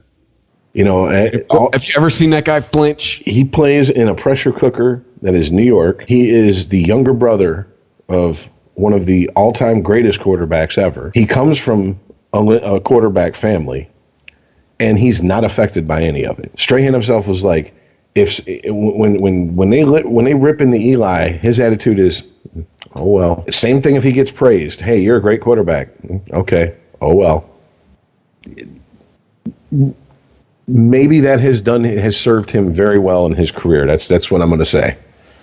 He's a first ballot Hall of Famer, right? I have no doubt he ends up in the Hall of Fame. I don't know if he's first ballot. And the only reason I say that is because he does have Peyton, the very large shadow of Peyton Manning and all the records Peyton Manning has held looming over him. But I mean, this isn't. Won a second Super Bowl sooner. This isn't MLB Hall of Fame. And and if you want to talk about someone who lucked into their second Super Bowl ring, let's talk about Peyton Manning in Super Bowl 50. It's not like he went out there and had a career fucking day. In fact, if I remember correctly, it's not like he went out there and had a career fucking season since he was sitting on the sidelines for a while. I was just about to say that. He didn't have the greatest season that year either. A lot of people were saying he should have retired the season before. That was a team whose defense was like, we got this. You think? I mean, but then again, if, Brady had a Super Bowl win where he didn't go out there and put up Madden type numbers, he didn't have last minute fucking comebacks or drives or whatever that set him up for the win, we'd be saying the same thing. Brady went out there and looked very middle of the road, and his defense won him that championship. Well, here's the thing, though. I can never look at Brady and say he's lucky. I can never look at Brady and say he sucks as a quarterback. Malcolm Butler? Really? What? You don't remember Malcolm Butler winning him a Super Bowl at the last second? Bro, so you're going to say one play in one Super Bowl is what makes Brady lucky? You're saying it about Eli? Dude, his receiver caught it on the side of his helmet. Wait, okay, who made that are you kidding me catch against the Falcons for New England? To the point where I think we were all watching it, and in the group chat went, there's no way that's a catch until the replay came up, and we were like, he caught that fucking ball. Come on now. We all know his name. Who was it? Luck. It was either Edelman, Hogan. No, it was Edelman. Yeah, it was another white boy that Tom Brady has given hope that he can play wide receiver in the NFL. Another superstar made by Tom Brady. Hey, Wes Welker didn't do bad for a few seasons underneath Manning. He was all right. Yeah, but he went from being the man to all right. But that's the thing. I mean, you're talking about arguably the greatest quarterback ever versus one who's in the top 5. I mean, as much as I despise New England, give me Brady every day and twice on Sunday over Peyton Manning. Oh, absolutely. If I have to win a Super Bowl and I got one game to do it, and it's going to be my only shot, and I can pick any quarterback in their prime, give me Brady. TB12. Any quarterback in their prime. Yeah, because Peyton's dirty little secret is he choked. A lot. Yep. I would probably have to go with Aaron Rodgers on that one. Really? Oh, yeah. Should we count rings? Well... Should we count should we count length of the career? Should we count playoff appearances? Should we count playoff wins? If you're still listening, you know how Chris evaluates the greatest. Has to be the ring. Yeah, by the results. I said the ring, playoff appearances, playoff wins. But Rodgers has won one Super Bowl. One. This is just as many as Brett Favre. We covered that last week. Super Bowl. Mm-hmm. It's been to what? 2? Maybe 3? No, 2. Same as Favre. So one of the most better than Brady. One of the most accurate passers in the game. That is true. You can't take that from him. Yes. I mean, you have to give Rodgers that. And one of the he wins one category out of 10. You got me there, Earl. Yeah, but it's a hell of a category to win, bruh. And his dick is pretty accurate too. So right. So that is also true. But no, man. Eli Manning, yes, like him or not, think he's lucky or not, doesn't matter what we think. It matters what the larger football world thinks. He's going to the Hall of Fame. Period. Dude, he was 3-13 last season. Come on, man. That's nice. I mean. He has 2 championships. If he had records and no championships, he would get to the Hall of Fame. Hi, Barry Sanders. How you doing? Hi, Megatron. How you doing? They're both. Yeah. I mean, you either have records or you have championships. I mean, that's and if you got them both, shit. First ballot. They might, you know what? The minute Brady announces he's retired, all of South Boston might come pick him up, carry him to Canton, Ohio, and just like entomb him like he's a pharaoh in the Hall of Fame and be like, that's it right there. Fuck a first ballot. You're the first day you announced he announced 4 hours ago. He retired. He's already in. I'm not even joking, man. I would not be shocked if there was some protocol broken and he was put in early. I don't think it's going to happen, but I'm just saying I wouldn't be shocked. Brady announces at 2:00 p.m. that he's retiring. At 6:30 p.m. his bust is revealed. At 2:00 he announces he's retiring. At 2:30, Robert Kraft announces he's now half owner in the Patriots for taking up for renegotiating all those contracts so they could keep players. And at 3:00, his gold fucking Hall of Fame jacket's delivered to him. Records Tom Brady holds. Regular season wins by a starting quarterback, 196. Division titles, 15. Playoff games started, 37. Playoff wins, 25. Playoff touchdown passes, 71. Playoff passing yards, 10,226. 8 Super Bowl appearances, 5 Super Bowl wins, 4 Super Bowl MVPs, 18 Super Bowl touchdown passes, 2,500, almost 2,600 Super Bowl passing yards. Those are just the ones he owns. Records within his reach. Most passing touchdowns postseason included. Most passing yards postseason included. Pro Bowls, game-winning drives, fourth quarter comebacks, games started. And the one and only Super Bowl comeback. So how is Aaron Rodgers better than that?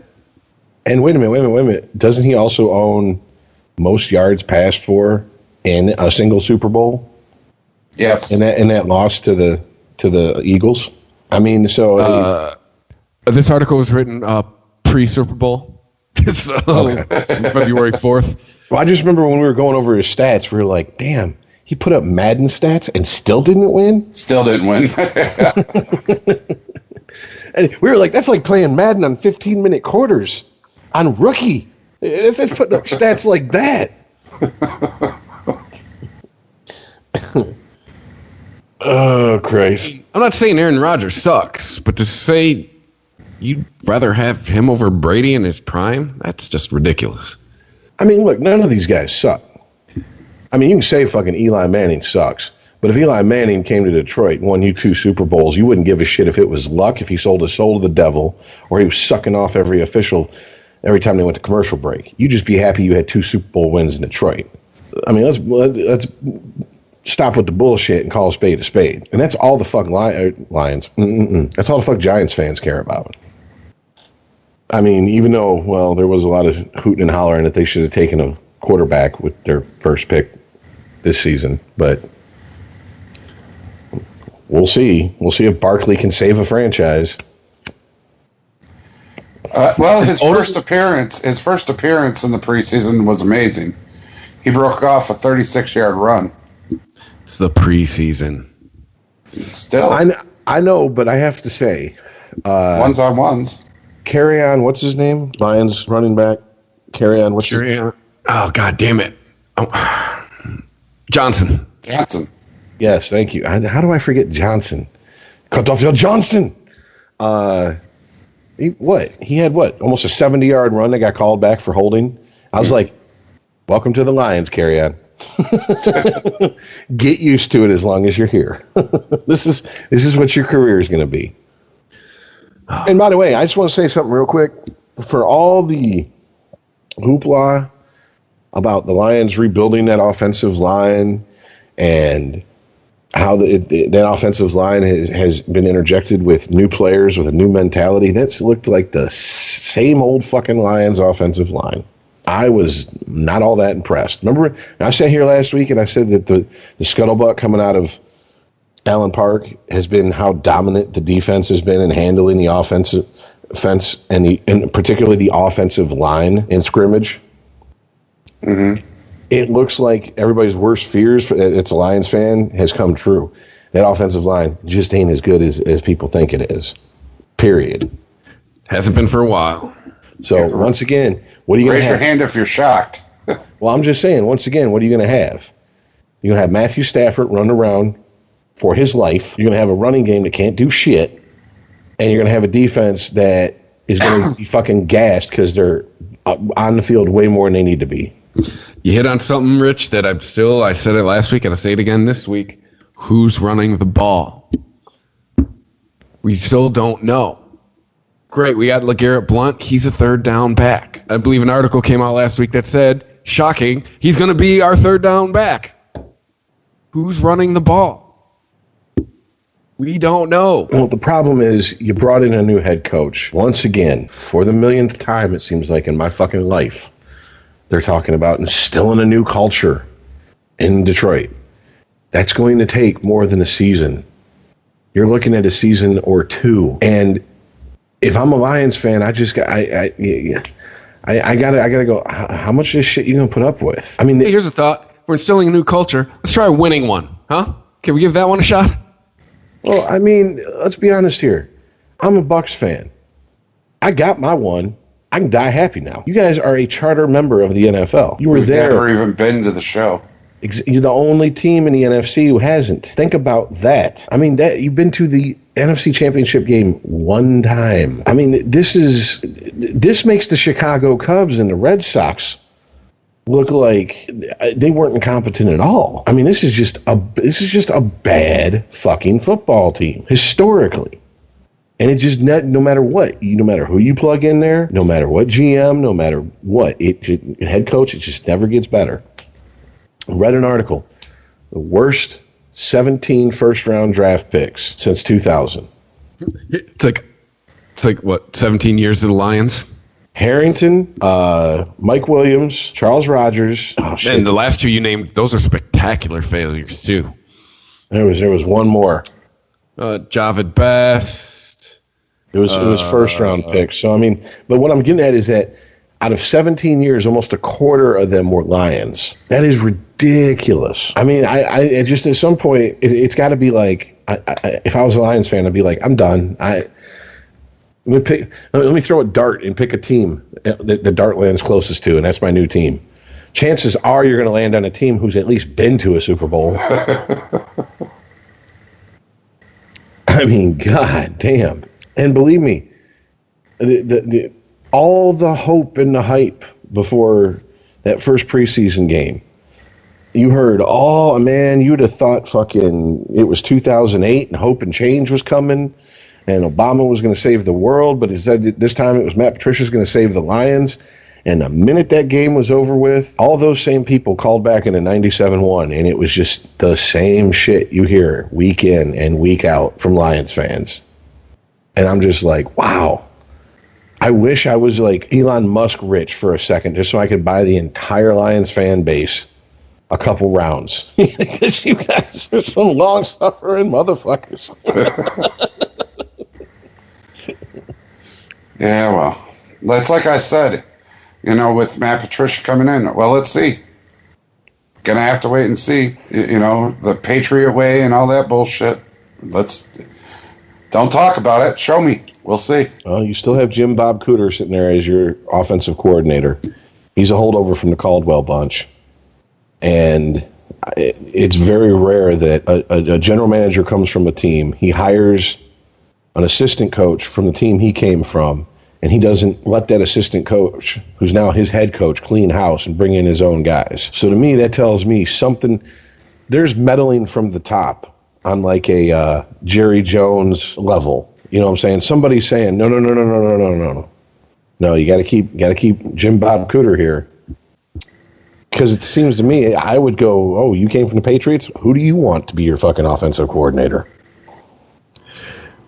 You want to hear this list of winners? I have the Lions draft picks from the year 2000 and on. Oh, Jesus. Uh-oh. Let's see, you start in 2000, Stockard McDougal. Are you doing first-round draft picks? Yep, just their first rounds. 2001, Jeff Backus. 2002, Joey Harrington. 2003, Charles Rogers. Jeff Backus was a good one, though. 2004, we had two first-round picks. Roy Williams and Kevin Jones. Yeah, buddy. 2005, Mike Williams. 2006, Ernie Sims. Remember that guy? Oh, dear God. 2007, Calvin Johnson. 2008, Gosder Cherilus. Yeah, that was a great pick. 2009, we had two picks. We had, obviously, Matt Stafford and then Brandon Pettigrew. That was the other one that was on the list. See, Donkey Kong Sue and Javid Best were in 2010. Nick Fairley, 2011. Riley Reif, 2012. The Ansa, 2013. Drops McEbron, or Eric McDrops, whatever the fuck you want to call him, 2014. You can go drop passes for the Colts now. These last three, these 3 guys even on the team. 2015, Laken Tomlinson. Don't think I so. think so. Yeah. I think he is. I think he is. Number 72. Taylor Decker. Yeah. 2017. Last year's pick, Gerard Davis. Sure. And this year was Frank Ragnow. Yeah, Jared Davis is the linebacker, middle linebacker. Great. Good times. Good times in Detroit. From Florida. Oh, God. Just know, guys, I think you're going to have a better season than my Bucks. It's true. We at least get our quarterback first 4 weeks. Yeah, he knows how to keep his hands to himself when he takes an Uber. Isn't stuffing crab legs down the fucking front of his pants and shit. Yeah. That's good things. Good stuff there. Well, okay, so obviously none of us really sat and watched like every fucking preseason game we could, like it was, a regular season game. But anything stick out? I mean, anything stick out to you guys from week 1? No, there are some, like I said, there's some good running plays from, some people that have got drafted, Shaquan Barkley, Kerryon Johnson, whatever you want to call him. Baker Mayfield played all right, but he's still a backup to Tyrod Taylor. I'm still trying to figure that one out.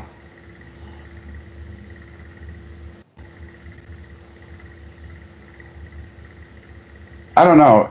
If you draft Baker Mayfield first overall pick in the draft, aren't you drafting him to start for you? You would think. I mean, you would think, right? Especially all the wide receiver core they've built around him. God, Jarvis Landry's over there now.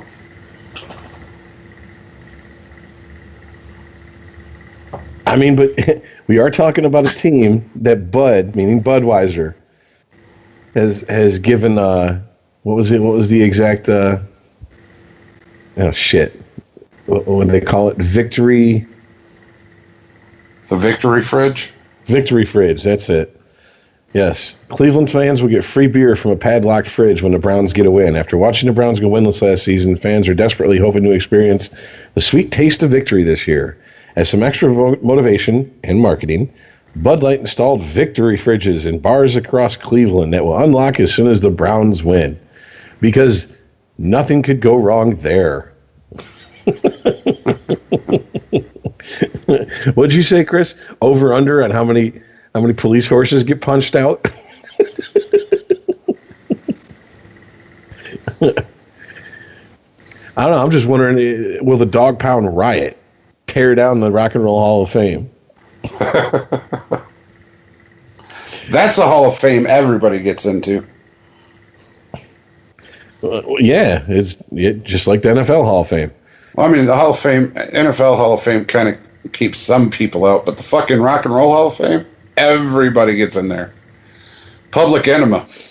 Not even a rock and roll group. NWA. What? They let niggas with attitude in the Rock and Roll Hall of Fame.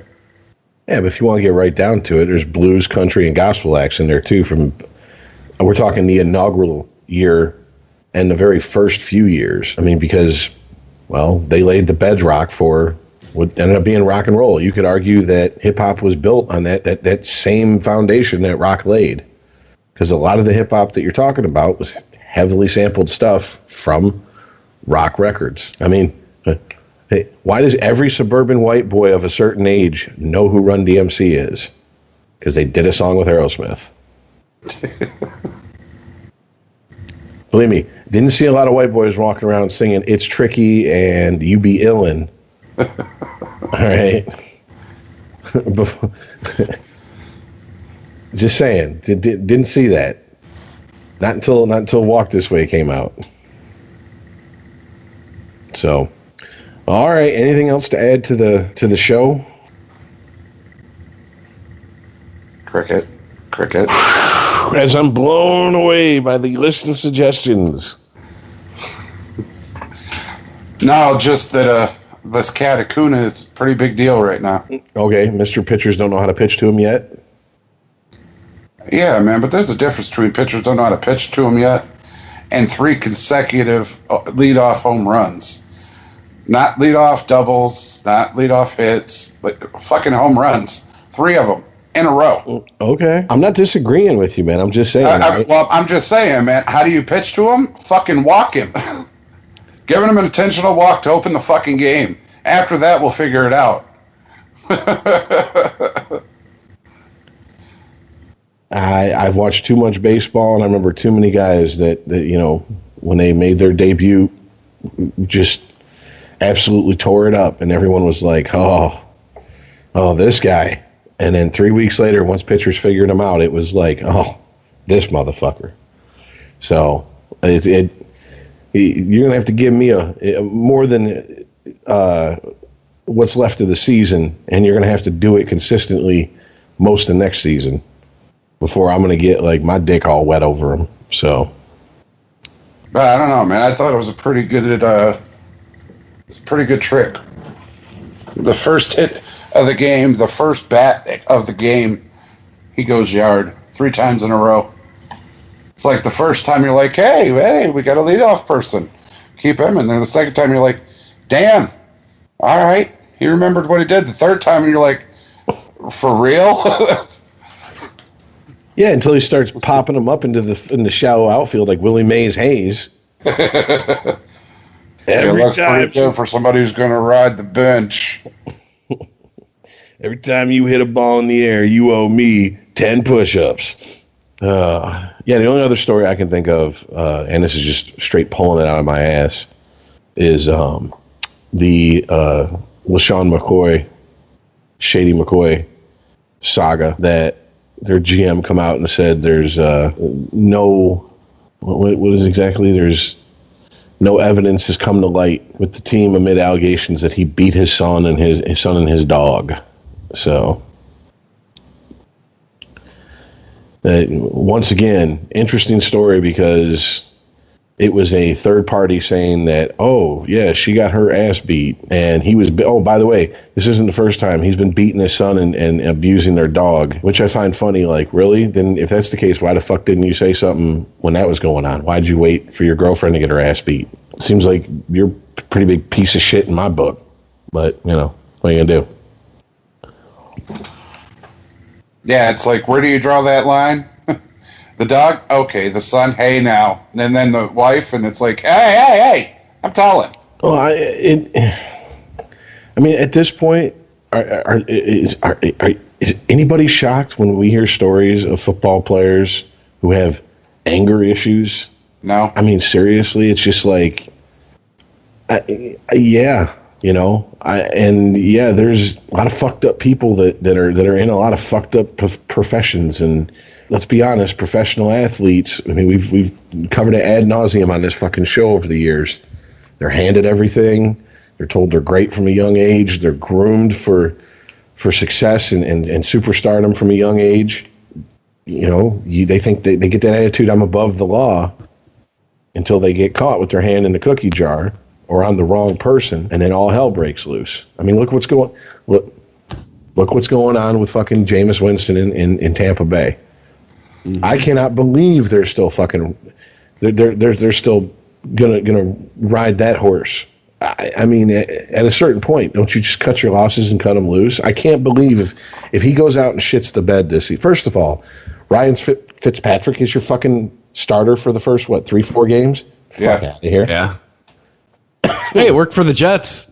Yeah, okay, he can take his beard and his Harvard education and get the fuck out of my face with that shit. Sorry, if I want to talk, philosophy with someone, okay, great. I don't want him at the fucking helm of my football team. Besides that, I mean, what do you do?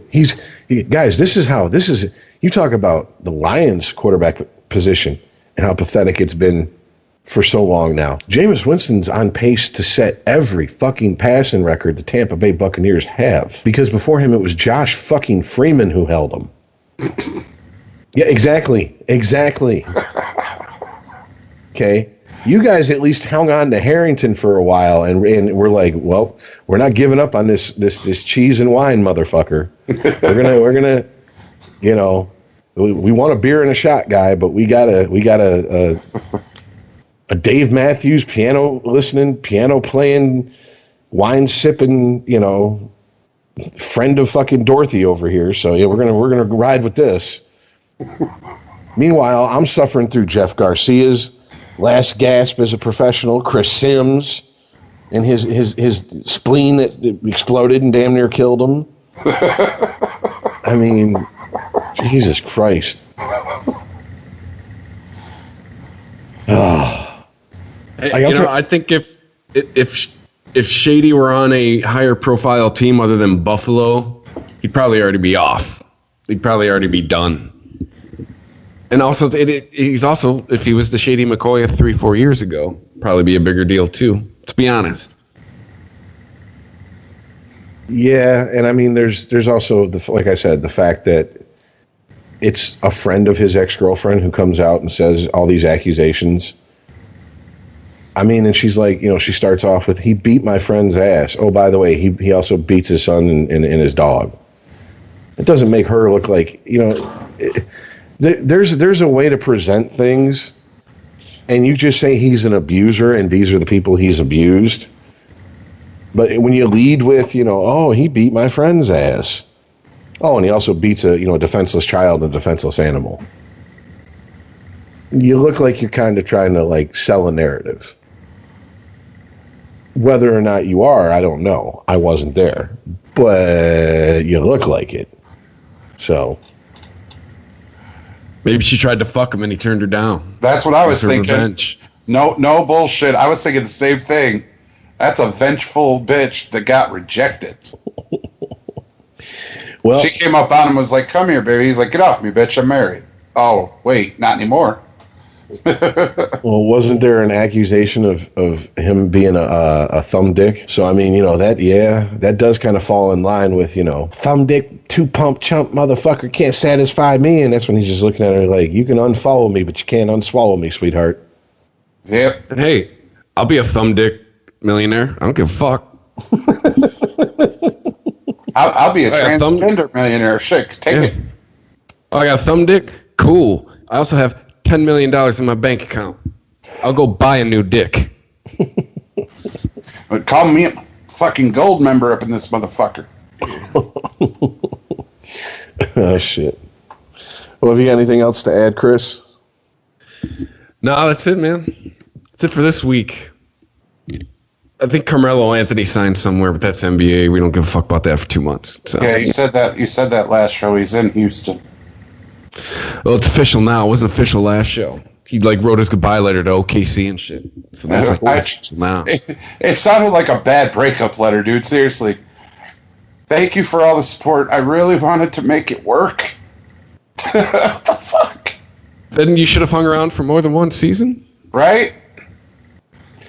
I really wanted to, yeah, it does. It does sound like a Dear Jane letter. I really wanted to make it work, but Letitia's ass was too fat, son. I just couldn't pass that up. Well, here's the thing, though.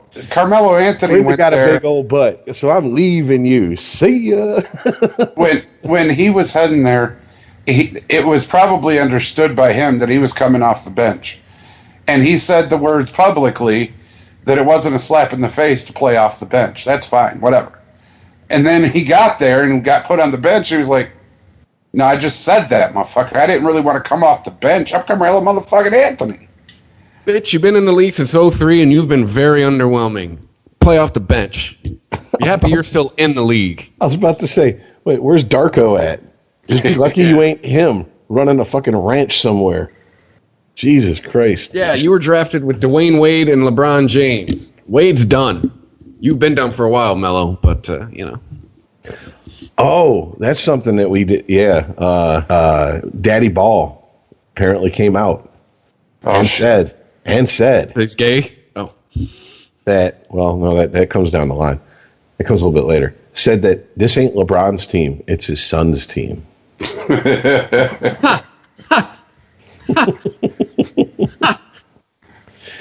So he's going to get that motherfucker traded. That's what I was about to say.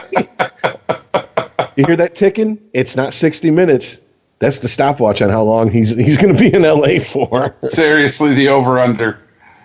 Give me the under. I say he's gone. I say he's gone before they play 10 games of the regular season. Well, he's definitely gone before the All-Star break.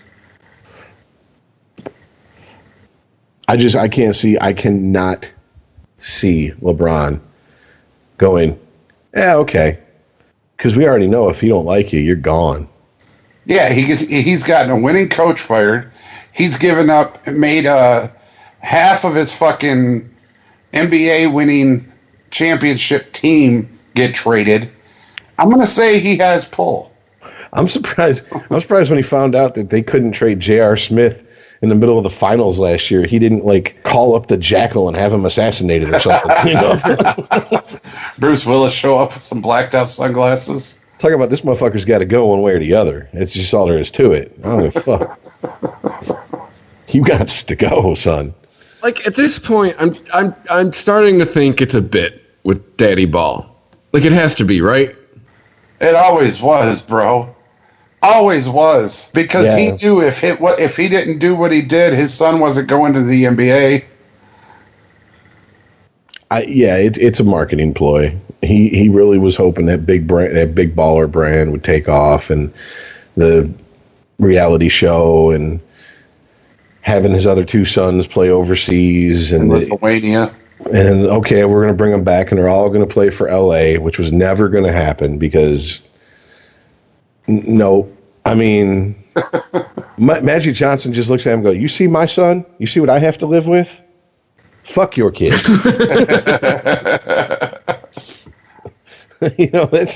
I don't give a fuck about neither of them. They both go take a flying fuck at a donut, So he ain't. That shit wasn't going to happen. And with LeBron James out there, that's no. It's not going to be the Ball show. And the best thing Baby Ball can do is keep his mouth shut and do exactly what fucking James tells him to do and collect that paycheck.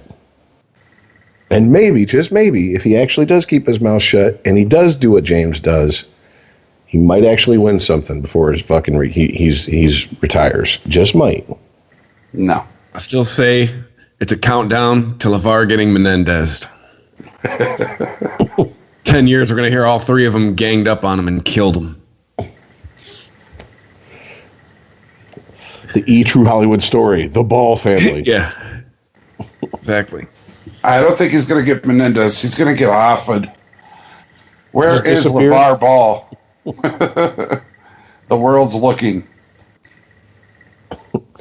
He's buried under one of the the goalposts in the new stadium football stadium in L.A. Yeah, that's what they're going to say. Just Hoff is supposedly a giant stadium or whatever the fuck they call it. Hey, he's supposedly a giant stadium. He's supposedly underneath the Rensen. Under 94. Dude, I remember a couple times they were digging up a house in Milford that was half a mile from where I used to live in Milford. I'm like, I know that place. Oh, shit, if he was buried there, oh, shit. I've been there. I've been there. I know that. Well, they dug up something, I want to say 3 or 4 years ago in Roseville and found nothing, obviously, because fucking Roseville. They also, west side of Detroit, they said they found blood when they pulled up an old wood floor, and they were going to test it to see if it was his, and nothing come of it. I was just like, God damn it, this motherfucker is, you know what? He was in somebody's conies for about a year. Yeah. That's where the fuck he's in. He was somebody's hot dog / chili sauce for about a year. Wouldn't be surprised if it's you go look at reviews of Senate Coney Island or something like that, and it's like, oh, their hot dogs taste strange for about a year. Then they went back to normal. I don't know what All right. Well, I guess since we've been talking about Jimmy Hoffa for the last 2 minutes, it's time to wrap it up. Yeah, buddy. So, yeah. Thanks for listening. We are on the Twitter @SportGPodcast. You can email the show, sportg@ChristopherMedia.net. Hey, if you're on our Twitter, you can sign up for our fantasy football league. Looking to draft on the 2nd. So, yeah. If you want to play, it's free. We're doing 10-team PPR leagues. Yeah, if you've been looking to try it, or you're like in me, you're in like 8 leagues and you want to be in one where you don't have to pay $50. Hit us up on Twitter, join the league. You win a chance to be on the show, talk sports with us, and talk mad amounts of shit because you won. Yeah, and then get retarded trade offers from ICEman. Yeah. I'll trade you my backup kicker for Tom Brady. No. Yeah, exactly. I mean, for starters, backup kicker. I mean, it's yeah. Didn't you carry 2 kickers at one point last year? I did. Yeah. See, I remember. Jesus God. 2 things you pick up in the last 2 rounds. You had several of. But anyway, yeah, if you want to play fantasy football and join in on the wonderful debauchery that will go on, you can hit us up on our Twitter.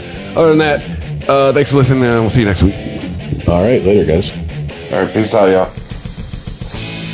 If you like this show, please tell a friend. Please follow us on Twitter and like and share us on Facebook by searching for Christopher Media. You can subscribe to all ChristopherMedia.net shows for free on ChristopherMedia.net. Please make sure to rate and comment on all your favorite Christopher Media shows. Thank you in advance for supporting Christopher Media by clicking on the PayPal button and by clicking through to all the sponsors who support ChristopherMedia.net. Thank you for visiting ChristopherMedia.net, and thank you for listening. Thank you for visiting ChristopherMedia.net.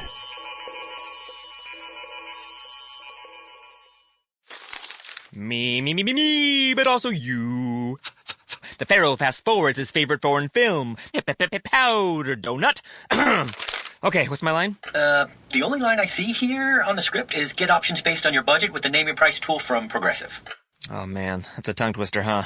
I'm sorry, I'm gonna need a few more minutes. Bulbous Walrus, the Bulbous Walrus. The Name Your Price tool, only from Progressive. The owl ran afoul of the comatose coxswain. Progressive Casualty Insurance Company and affiliates. Price and coverage match limited by state law. A different future starts with you. That's why GoDaddy does more than help you find a name. You can create, sell, and get found online, so any small business can drive change or build an empire. We need a new generation of thinking. Your way of thinking. Start different at GoDaddy.com.